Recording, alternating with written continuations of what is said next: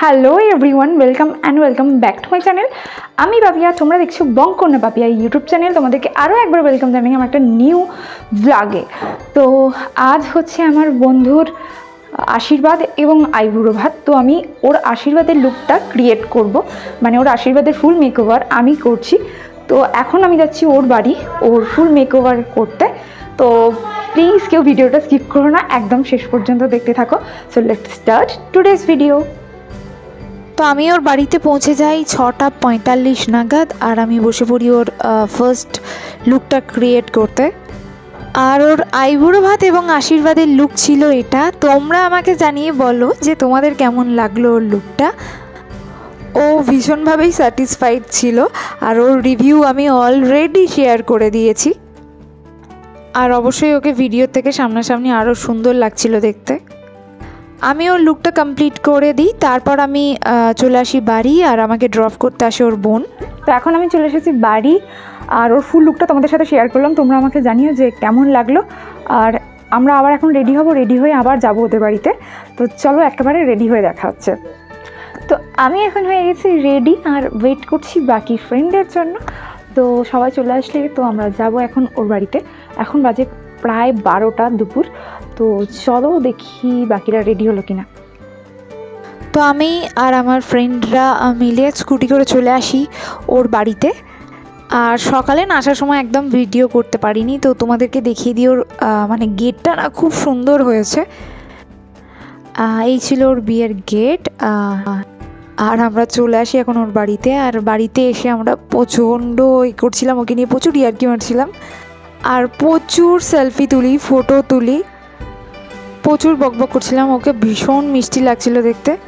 And সবাই সবার মেহেন্দি হাত নিয়ে একটা ফটো তুলি, যদিও সব থেকে বাজেটটা আমারই হয়েছিল। আর ওর হাতের মেহেন্দির কালারটা দেখেছো তোমরা, ভীষণ সুন্দর এসেছিলো, আর মেহেন্দির ডিজাইনটাও মারাত্মক সুন্দর ছিল।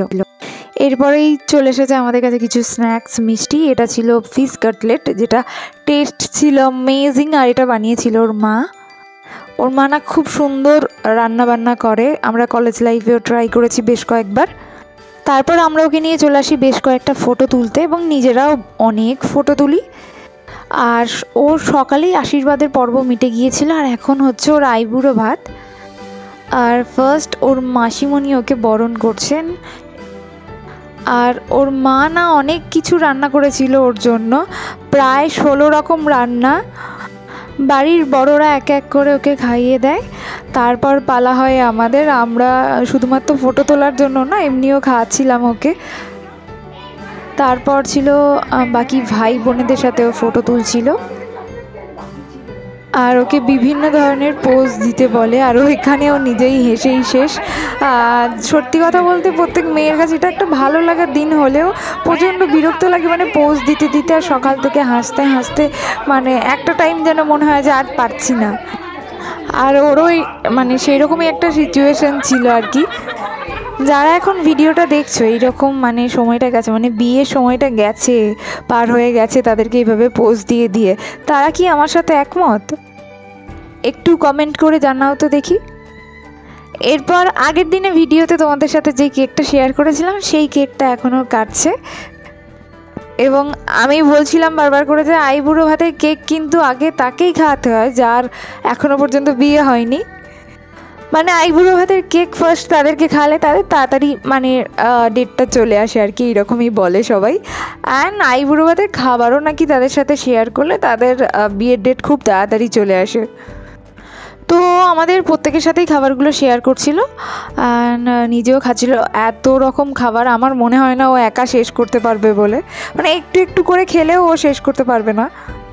তো আমরা ওকে এখানে খাবার একটু টাইম দিয়ে আমরা লাঞ্চটা কমপ্লিট করে নিই। লাঞ্চ কমপ্লিট করে এসেই ওকে বৃদ্ধির জন্য আবার সাজিয়ে দিই। তোমরা এবার অনেকেই বলতে পারো যে আজকে বৃদ্ধি কেন? ও বৃদ্ধির লুকটা 2 দিন ক্রিয়েট করতে চেয়েছে, মানে মেকআপটা একই ছিল, জাস্ট শাড়িটা ড্র্যাপিং করেছি।